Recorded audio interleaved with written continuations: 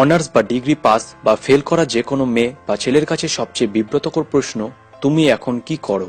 কোনো আত্মীয়ের বাসায় গেলে, গাড়িতে কারোর সাথে হঠাৎ দেখা হলে, বিদ্যালয়ের সে প্রিয় শিক্ষকের সাথে দেখা হলে, বা কোনো অনুষ্ঠানে মা কাউকে সালাম করতে বলে পরিচয় করিয়ে দিলে, সবার তখন একটাই প্রশ্ন, বাবা তুমি এখন কি করো?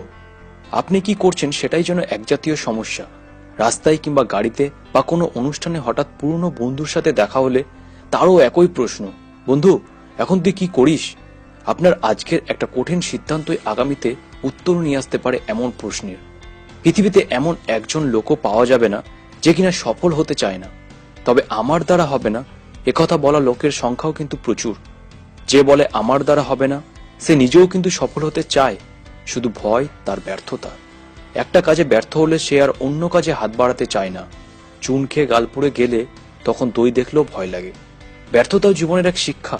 ডক্টর এপিজে আব্দুল কালাম বলেছেন, don't read success stories, you will get only message. Read failure stories, you will get some ideas to get success.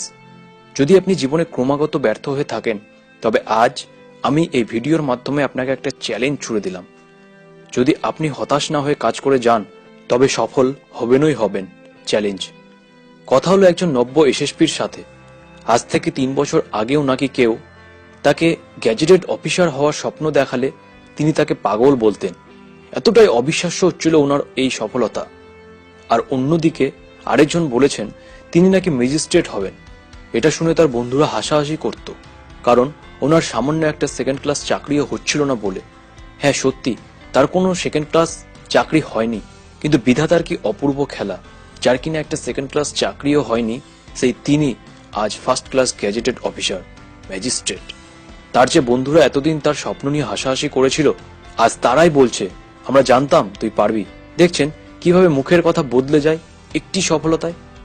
মনে রাখবেন, আপনি যদি প্রশিক্ষণের মাঠে ঘাম না ঝরান, তবে যুদ্ধের ময়দানে আপনাকে রক্ত ঝরাতে হবে। প্রসব বেদনা ছাড়া কেউ কখনো মাতৃত্বের স্বাদ পায়নি। আপনি কেন আশা করছেন কষ্ট ছাড়াই সফলতার স্বাদ পাবেন? সাহসীরা যখন উচ্চারণ করে ডু অর ডাই, তখন আমি আরো কঠিন আত্মবিশ্বাসে চিৎকার দিয়ে বলি ডু বিফোর ডাই। জীবন তখনই মহামূল্যবান হয়ে যায় যখন আপনার ছোট্ট একটি স্বাক্ষর হয়ে যায় বহু আকাঙ্ক্ষিত মানুষের প্রিয় অটোগ্রাফ। যদি চ্যালেঞ্জ নিয়ে থাকেন কিছু করার, তবে সেটা মরার আগেই করতে হবে। স্পিড ব্রেকার কবে থামাতে পেরেছে গাড়ির গন্তব্যে পৌঁছানো? রাস্তার ওই লাল বাতিটি দেখে গাড়ি কখনো পিছনে যায় না, শুধু অপেক্ষা করে একটি সবুজ সংকেতের। সবুজ বাতি জ্বললেই সে আবার দৌড়বে তার গন্তব্যে। মাঝখানে শুধু থেমে থাকার ধৈর্য। যিনি হতাশ হয়ে পেছনে চলে যান, তিনি কখনো গন্তব্যে পৌঁছান না। জীবনের আসল মানে বুঝবেন সেদিন যখন আপনার বন্ধুটি ফোন করে বলবে, বন্ধু কাল পার্টি আছে, আমি চাকরিটা পেয়ে গেছি। এই সুসংবাদটি পাওয়া মাত্র আপনার মনে হবে কেউ আপনার কানে গরম তেল ঢেলে দিল, কারণ এই ছেলেটি আপনার ক্লাসমেট। সঠিক সময়ে সঠিক কাজটি শুরু করেছিল বলেই আজ সে সরকারি কর্মকর্তা। আর আপনি পরের দিন একান্ত বাধ্য হয়ে পার্টিতে যোগ দিয়ে দেখলেন আপনারই অনেক সমবয়সী ভিজিটিং কার্ড দিচ্ছে আপনাকে।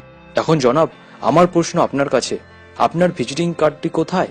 কয়েক ইঞ্চির একটা ভিজিটিং কার্ডেও যে এত সম্মান লুকিয়ে আছে, জীবনে এই প্রথম অনুভব করলেন। যখন পার্টিতে বসে চিকেন টিক্কা খাচ্ছেন, তখন মনে হবে যেন নিজের মাংস নিজেই খাচ্ছেন। উফ, এত কষ্ট বেকারত্বের। ব্যর্থতার আকাশে জীবন্ত সফলতার উড়ন্ত ঘুড়ি দেখা যায়। কে কবে মাতৃত্ব পেয়েছে প্রসব বেদনা ছাড়া? পিচ ঢালা মসৃণ রাজপথে কিংবা দামি টাইলস বা মোজাইকের উপর কখনো ফসল জন্মায় না, ফসল হয় কাদামাখা বিশ্রী মাঠে। যখন ওই হতাশা আপনাকে ঘিরে ধরবে, ব্যর্থতা আপনাকে পেছনে টেনে রাখবে, তখনই ব্যর্থতাকে ব্যর্থ করে দিয়ে চ্যালেঞ্জ নিয়ে বলবেন, yes I can do it. সবশেষে আপনার কাছে একটি ছোট্ট অনুরোধ, যদি এই ভিডিওটি থেকে এতটুকুও আপনার সাহায্য হয়ে থাকে, তাহলে অবশ্যই লাইক করে আপনার প্রিয় জনদের সাথে শেয়ার করুন। আর এখনো যদি আমাদের চ্যানেলটি সাবস্ক্রাইব করে না থাকেন, তাহলে সাবস্ক্রাইব করে আমাদের সঙ্গে কানেক্টেড থাকুন।